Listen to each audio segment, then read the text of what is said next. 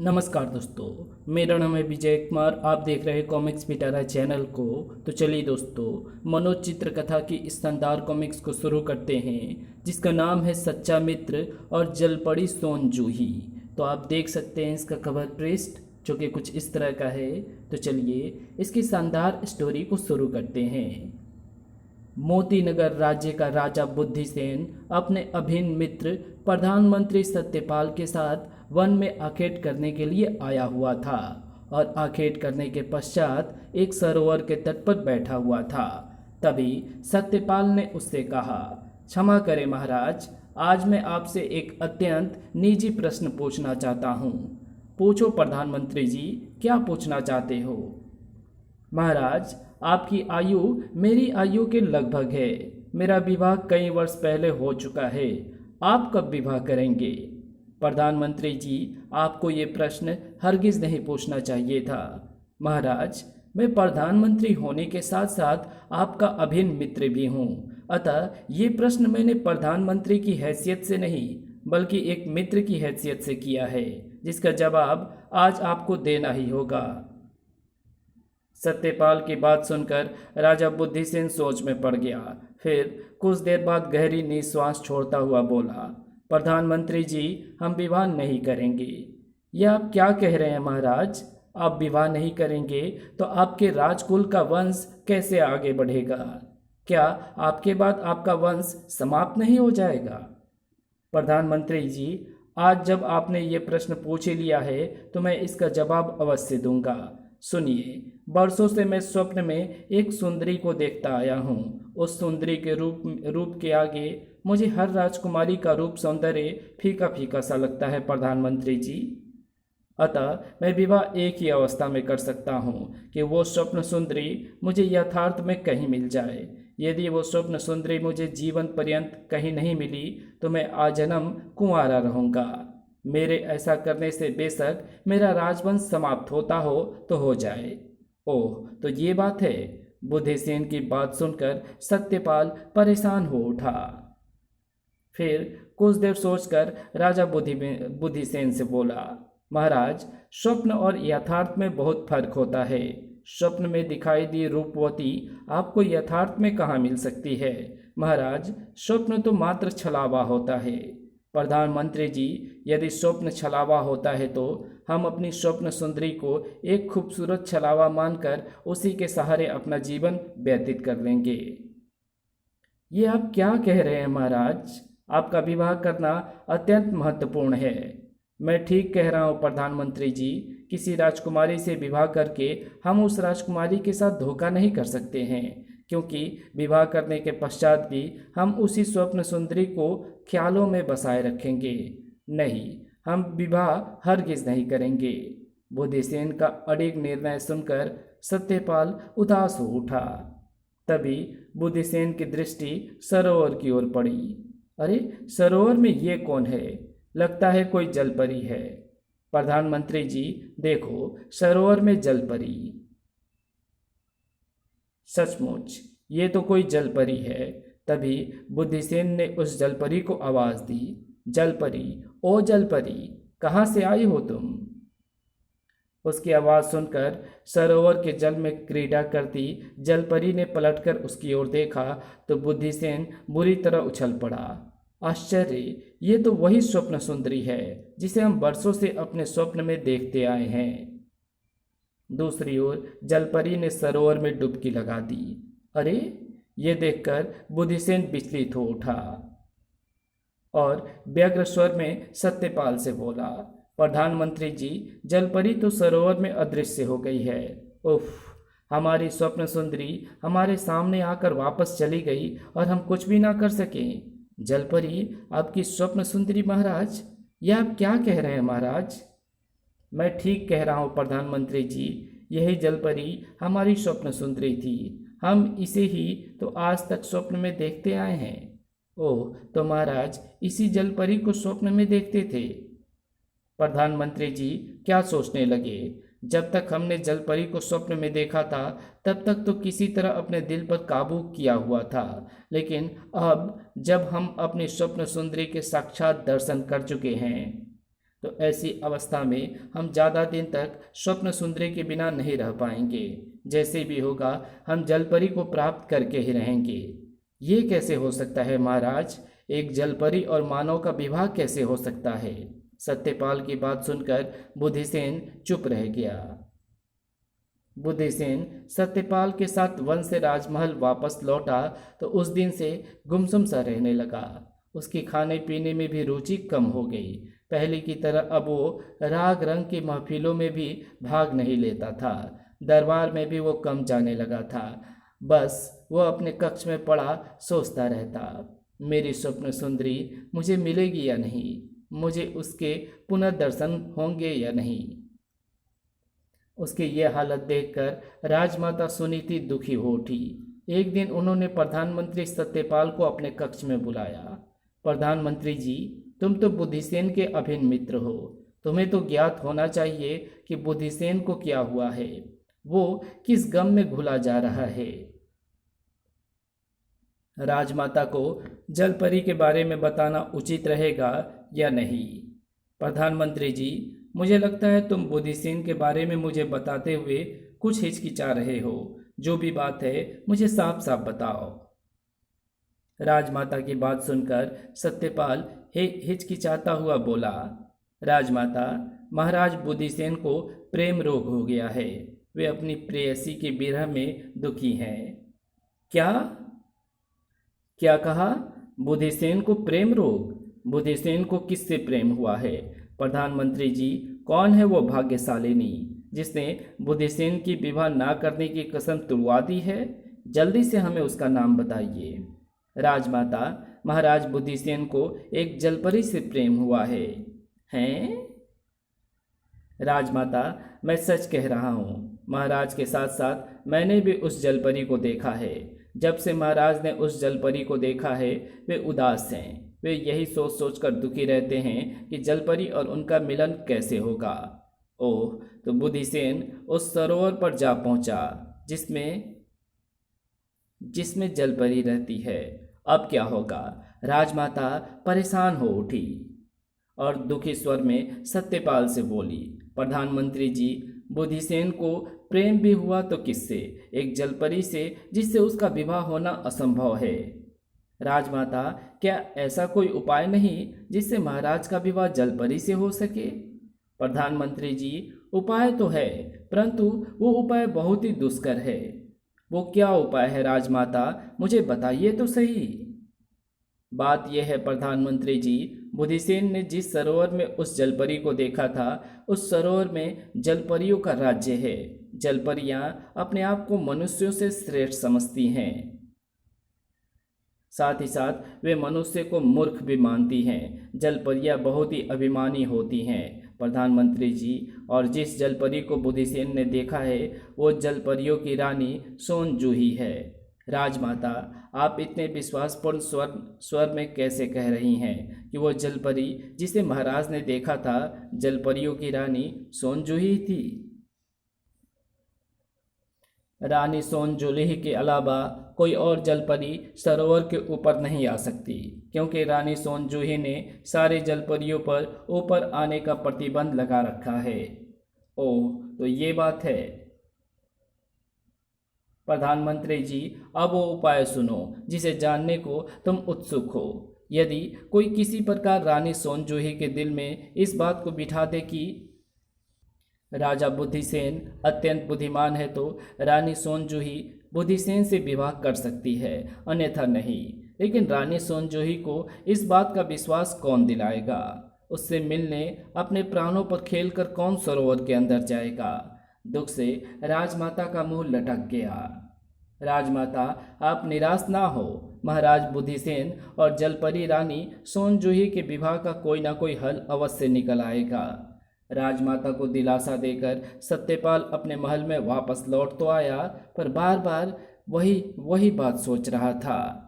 यदि महाराज का विवाह जलपरी रानी सोनजूही से ना हुआ तो महाराज बुद्धिसेन उसके विरह में तड़प तड़प कर जान दे देंगे और मोतीनगर राज्य का राज सिंहासन राजा विहीन हो जाएगा। तब इस राज्य का क्या होगा? एक सच्चे राजभक्त और सच्चे मित्र होने के कारण क्या मुझे महाराज की समस्या का हल नहीं करना चाहिए? अंत में उसने ये निर्णय लिया, मैं अपनी जान पर खेलकर भी सरोवर के अंदर जलपरी रानी सोनजूही के पास जाऊंगा और उसे महाराज बुद्धिसेन के बुद्धिसेन होने के बारे में बताऊंगा। तब देखता हूँ कि रानी सोनजूही कैसे महाराज बुद्धिसेन से विवाह नहीं करती है। ये सोचकर वो तेजी से उठा और मल्लाह रामदीन के पास पहुंचा। प्रधानमंत्री को अपने पास पाकर रामदीन चौंका। प्रधानमंत्री जी, आप इस गरीब की कुटिया पर कुछ काम था तो मुझे अपने यहाँ बुलवा लिया होता। सत्यपाल ने उसकी बात का जवाब ना देकर उससे पूछा, रामदीन मल्लाह, तुम तो मछली पकड़ने के लिए महीनों महीनों समुद्रों की यात्रा करते हो। क्या तुम्हारी जानकारी में कोई ऐसा रसायन है जिसको शरीर पर मलने से शरीर पर पानी का कोई प्रभाव ना हो और उसके लेप करने से मनुष्य पानी में भी जीवित रह सके? हाँ प्रधानमंत्री जी, मेरे पास एक ऐसा रसायन है जिसको शरीर पर मलने से मनुष्य 24 घंटे तक पानी में जीवित रह सकता है। 24 घंटे बाद उस रसायन का असर समाप्त हो जाता है। कहाँ है वो रसायन रामदीन? हमें वो रसायन चाहिए। रामदीन जल्दी से अपनी झोपड़ी में गया और एक पात्र में रसायन लेकर लौटा। लीजिए प्रधानमंत्री जी, यही वो रसायन है। शुक्रिया रामदीन। रसायन के बदले में स्वर्ण मुद्रा की एक थैली मल्लाह रामदीन को देकर सत्यपाल वहां से चला आया और सीधा राजा बुद्धिसेन के पास पहुंचा। महाराज, मैं किसी कार्यवश 2 दिन के लिए राज्य के बाहर जाना चाहता हूं। आपका आदेश लेने आया हूं। सत्यपाल की बात सुनकर बुद्धिसेन ने कुछ नहीं कहा और सहमति प्रकट करने के लिए अपनी गर्दन हिला दी। ये देखकर सत्यपाल मन ही मन कह उठा, महाराज, आपकी ये दशा ज़्यादा दिन तक नहीं रहेगी। मैं आपके कार्य से जलपरी रानी सोनजूही से ही मिलने जा रहा हूँ। सत्यपाल उसी समय वन में उस सरोवर के किनारे पर पहुंचा जहां कुछ दिन पहले उसने और राजा बुद्धिसेन ने जलपरी सोनजूही को देखी थी। वहां पहुंचकर उसने अपने वस्त्रों और शरीर पर रामदीन मल्लाह का दिया हुआ रसायन लगाया। अब मुझे सरोवर में कूद जाना चाहिए। अगले ही पल छपाक सरोवर में डुबकी लगाकर वो सीधा सरोवर के तल की ओर जाने लगा। जैसे ही वो सरोवर के तल पर पहुंचा, उसे चारों ओर से जलपरियों ने घेर लिया। कौन हो तुम? हमारे देश में आने की तुम्हारी हिम्मत कैसे हुई? चलो इस मनुष्य को पकड़कर रानी सोनजूही के दरबार में ले चलो। तुरंत 4 जलपरियों ने आगे बढ़कर उसे पकड़ लिया। चलो हमारे साथ चलो। कुछ देर बाद वो रानी सोनजूही के सामने खड़ा था। उसे देखकर रानी सोनजूही ने कड़क कर कहा, कौन हो तुम? तुम हमारे लोक में क्यों आए हो? रानी सोनजूही, जरा अपनी स्मृति पर जोर डालिए। ऐसा करने से आप मुझे पहचान जाएंगी। सुनकर रानी सोनजूही के माथे पर बल पड़ गए। वो गौर से सत्यपाल के मुख की ओर देखने लगी। रानी सोनजूही ने अपने दिमाग पर बहुत जोर डाला, पर वो सत्यपाल को नहीं पहचान सकी। हम तुम्हें काफ़ी सोचने के बाद भी नहीं पहचान पाए हैं। बताओ, कौन हो तुम? तब सत्यपाल ने सोनजूही से कहा, तो सुनिए रानी सोनजूही, कुछ दिन पहले जब आप सरोवर के ऊपर गई थीं तो सरोवर के तट पर 2 मनुष्य बैठे हुए थे। उन 2 मनुष्य में से एक मनुष्य ने तुमसे पूछा था कि तुम कौन हो। तब तुमने उस मनुष्य पर एक दृष्टि डालकर सरोवर में डुबकी लगा ली थी। ओह, याद आया, तो तुम ही वो मनुष्य हो? नहीं, मैं उस मनुष्य का मित्र हूँ। उसका नाम तो बुद्धिसेन है। वे मोतीनगर राज्य के राजा हैं और मैं मोतीनगर का प्रधानमंत्री सत्यपाल हूँ। वो तो ठीक है, लेकिन ये बताओ कि तुम हमारे लोक में क्यों आए हो? रानी सोनजूही, हमारे महाराज बुद्धिसेन आपको बरसों से प्रेम करते आए हैं। अब तक तो आप हमारे महाराज को स्वप्न में दिखाई देती रही थी, लेकिन उस दिन सरोवर के तट पर आपको उन्होंने साक्षात देखा। अतः उसी दिन से वे आपके विरह में व्याकुल हैं। उसी दिन से उन्होंने खाना पीना छोड़ दिया है, दरबार में जाना छोड़ दिया है। बस हर समय अपने शयन कक्ष में पड़े रहते हैं। वे आपसे विवाह करना चाहते हैं रानी सोनजूही। मैं उनके विवाह का आवेदन लेकर ही आपके पास आया हूँ। आपसे प्रार्थना है कि आप इस आवेदन को स्वीकार करके हमारे महाराज का जीवन दीप बुझने से बचा लें। सत्यपाल की बात सुनकर सोनजूही खिलखिलाकर हंस पड़ी। तुम्हारे राजा मुझसे विवाह करना चाहते हैं? रानी सोनजूही हंसे नहीं तो क्या करें? क्या तुम्हें मालूम नहीं कि हम लोग मनुष्य को मूर्ख समझते हैं? मैं भला किसी मूर्ख आदमी से विवाह क्यों करूंगी? रानी सोनजूही, हमारे राजा बुद्धिसेन मूर्ख नहीं है। वे सिर्फ नाम के ही बुद्धिसेन नहीं हैं, बल्कि वास्तव में ही बहुत बुद्धिमान हैं।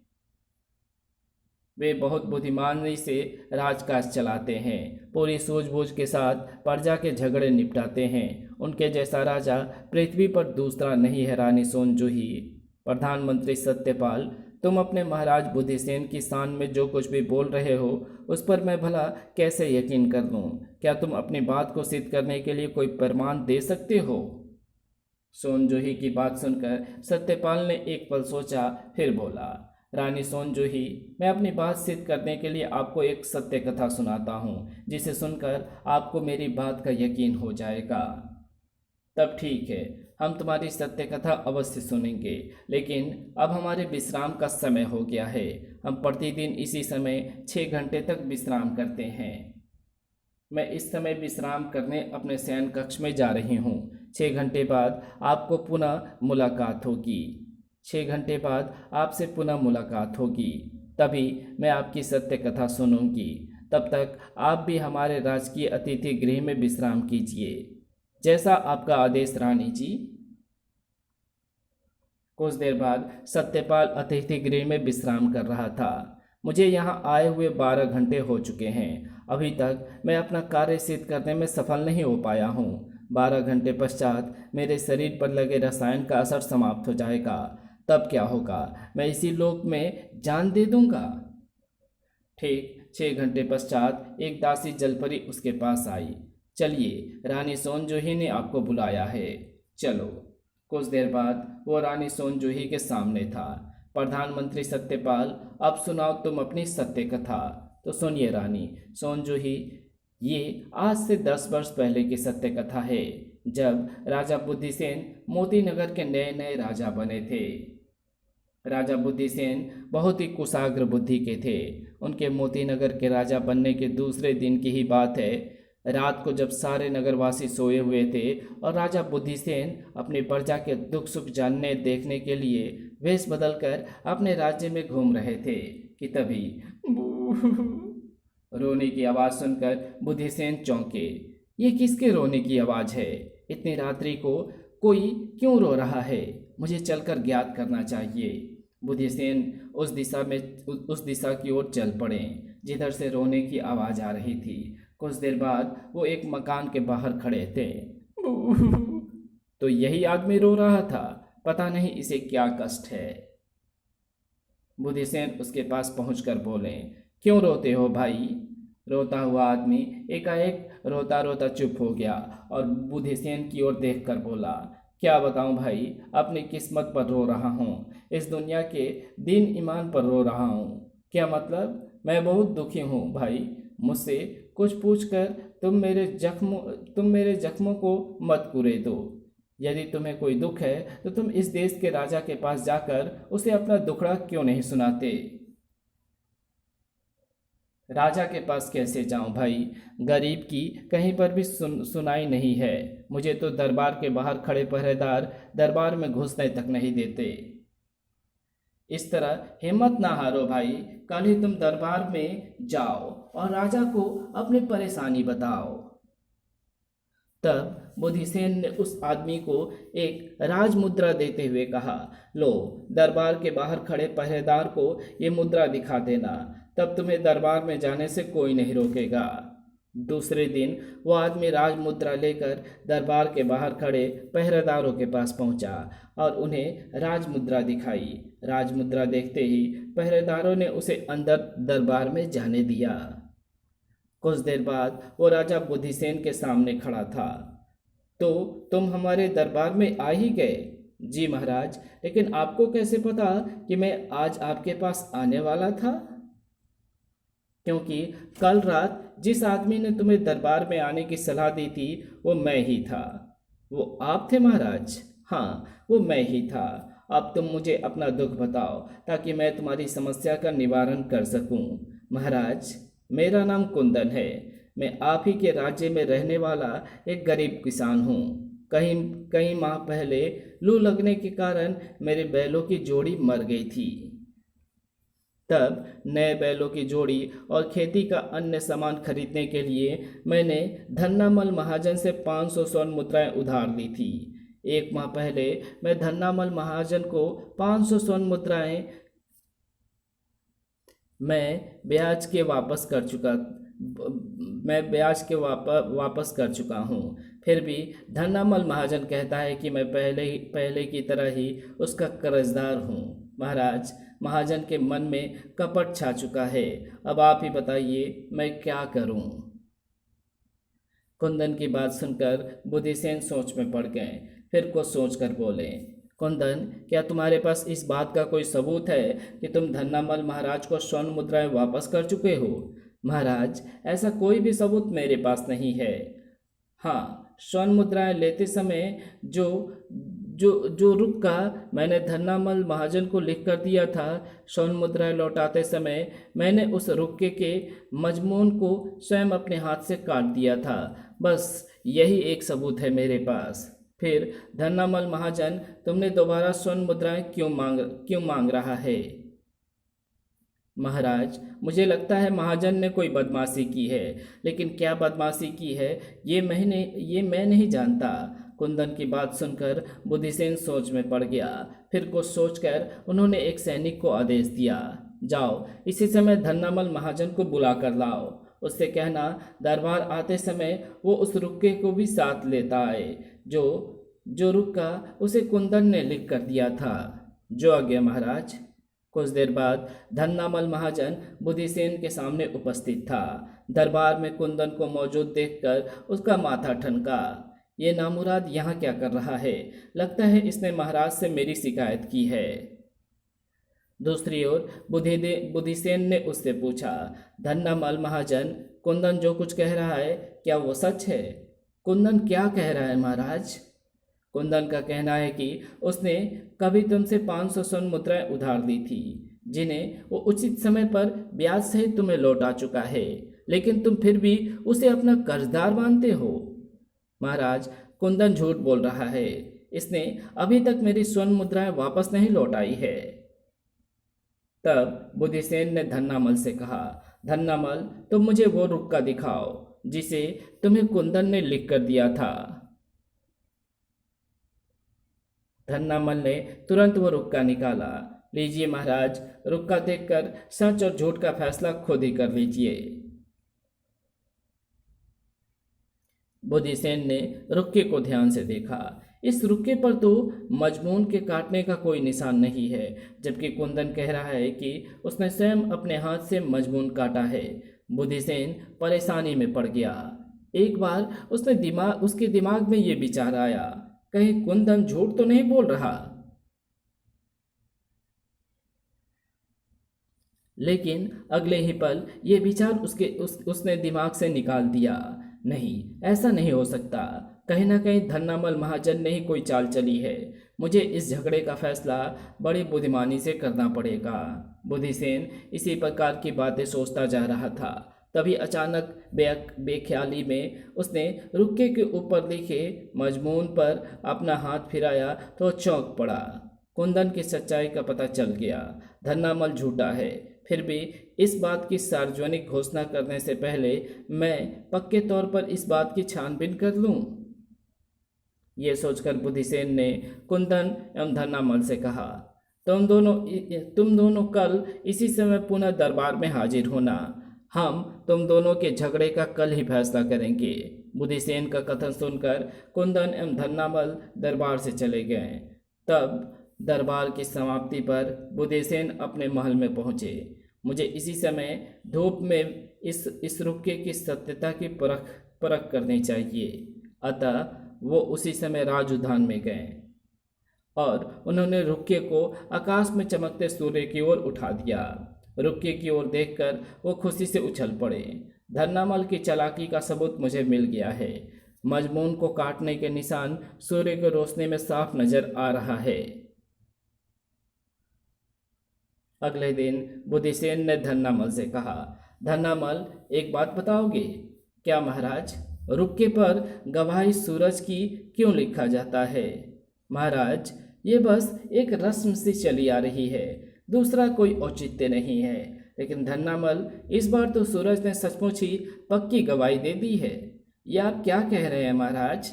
धन्नामल, इस रुक्के को लो और दरबार के बाहर जाकर इसे सूरज की ओर करके देखो, तब तुम्हें मेरी बात का यकीन हो जाएगा।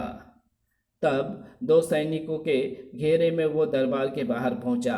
बाहर जाकर उसने रुक्के को सूर्य की ओर उठाया तो चौंक पड़ा। ओह, ये क्या!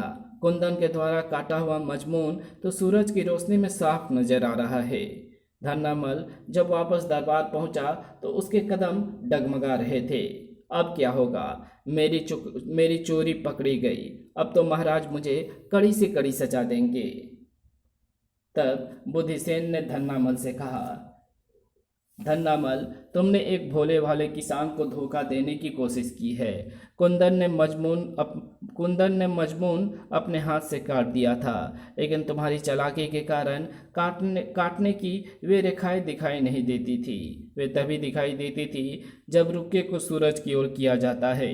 तुम्हारी इस चालाकी के लिए मैं तुम्हें कारावास की सजा देता हूँ। इतना कहकर बुधिसेन चुप हो गए। तब मैंने उठकर बुधिसेन से कहा, महाराज, आपने इस बात का कैसे निर्णय किया कि धन्नामल महाजन झूठा है? प्रधानमंत्री जी, जिस स्याही से कुंदन ने स्वर्ण मुद्राएं वापस करने के पश्चात रुक्के के मजमून को काटा था, वो स्याही बहुत देर के बाद सूखती है। कुंदन के जाने के पश्चात धन्नामल ने रुक्के पर गीली स्याही से खींची रेखाओं पर बारीक बूरक दी थी। बूरा की मिठास के कारण चींटियां सारी बूरा खा गई थी। बूरा के साथ साथ चींटियों ने स्याही को भी खा लिया। इससे मजमून पर डाली गई रेखाएं उड़ गई। रेखाओं के स्थान पर कागज पर खुरदुरी सी अस्पष्ट रेखाएं रह गई, जो कि रुक्के को सूरज की ओर करने से स्पष्ट दिखाई देती है। ओह महाराज, आपने तो बड़ी सूक्ष्मता एवं बुद्धिमानी से रुक्के का निरीक्षण किया है। दरबार में उपस्थित सभी लोग प्रशंसा भरी दृष्टि से बुधिसेन की ओर देखने लगे। जलपरी सोनजूही को इतनी कहानी सुनाने के पश्चात सत्यपाल चुप हो गया। अब वो सोच रहा था, मुझे यहाँ आए हुए पूरे 24 घंटे हो चुके हैं। रसायन का असर समाप्त होने लगा है। मेरा दम सा घुट रहा है। अब क्या होगा? सत्यपाल ये सोचकर घबरा उठा। दूसरी ओर रानी सोनजूही ने उससे पूछा, प्रधानमंत्री जी, इस बात का क्या प्रमाण है कि तुमने जो कहानी मुझे सुनाई है वो सत्य है? इधर सत्यपाल को अपनी सांस घुटती हुई सी प्रतीत हुई। वो किसी प्रकार सांसों पर काबू पाता हुआ बोला, रानी सोनजूही, इस कहानी में उतनी ही सत्यता है जितनी सत्यता इस बात में है कि मैं शीघ्र ही मरने वाला हूँ। इतना कहते कहते सत्यपाल नीचे गिर पड़ा। आह, ये क्या हुआ? फिर उसने एक तड़ंग से भरी और अगले ही पल उसके प्राण पखेरु उड़ गए। ये देखकर रानी सोनजूही चौंक पड़ी। ओह, लगता है सत्यपाल मर गया। उसने जल्दी से एक दासी को बुलाया। दासी, जल्दी से अमृत सुधा ले आओ। जो आज्ञा रानी जी। दासी जल्दी से अमृत सुधा ले आई। तब सोनजूही ने अमृत सुधा की कुछ बूंदें सत्यपाल के मुंह में टपका दी। अगले ही पल सत्यपाल ने आंखें खोल दी। तब सोनजूही ने उससे कहा, प्रधानमंत्री सत्यपाल, तुम ठीक तो हो? हाँ रानी जी। तब सत्यपाल ने सोनजूही से कहा, रानी सोनजूही, क्या तुम्हें मेरी कहानी पर विश्वास आया? प्रधानमंत्री जी, तुम अपने प्राणों की चिंता त्याग कर अपने राजा के हित के लिए यहाँ चले आए। यही बात तुम्हारी कही बात की सत्यता के लिए काफ़ी है। मैं मानती हूँ कि तुम्हारे राजा बुद्धिसेन वास्तव में बुद्धिमान मनुष्य हैं। ये सुनकर सत्यपाल ने उत्सुकता से सोनजूही की ओर देखते हुए कहा, तो क्या आप हमारे राजा बुधिसेन से विवाह करने के लिए तैयार हैं रानी सोनजूही? हाँ प्रधानमंत्री जी। फिर सत्यपाल उस दिन जलपरी सोनजूही को अपने साथ लेकर मोतीनगर पहुंचा। लीजिए महाराज, मैं आपकी प्रेयसी को ले आया हूँ। सोनजूही को सामने पाकर जीवन की आस छोड़ बैठे बुधिसेन की आंखों में जीवन की चमक दौड़ गई। शुभ घड़ी में बड़ी धूमधाम से सोनजूही एवं बुधिसेन का विवाह हुआ। सत्यपाल, तुम सच्चे मित्र हो, तुम्हारे कारण ही हमारा विवाह संभव हो सका है। कुछ समय बाद बुधिसेन और रानी सोनजूही के साथ एक दिन जलपरियों के देश गया। जलपरी सोनजूही वहां अपने दोनों पंख उतारकर परियों को दे आई और मोतीनगर आकर अपने पति के साथ सुखपूर्वक रहने लगी। इसी के साथ ये कहानी यहीं समाप्त होती है। तो आपको ये कहानी कैसी लगी कमेंट में लिख करके ज़रूर बताना, और वीडियो अच्छी लगी तो इस वीडियो को लाइक शेयर कमेंट ज़रूर कर देना। चैनल पर नया हो तो चैनल को सब्सक्राइब कर ऑल नोटिफिकेशन को सिलेक्ट ज़रूर कर लेना।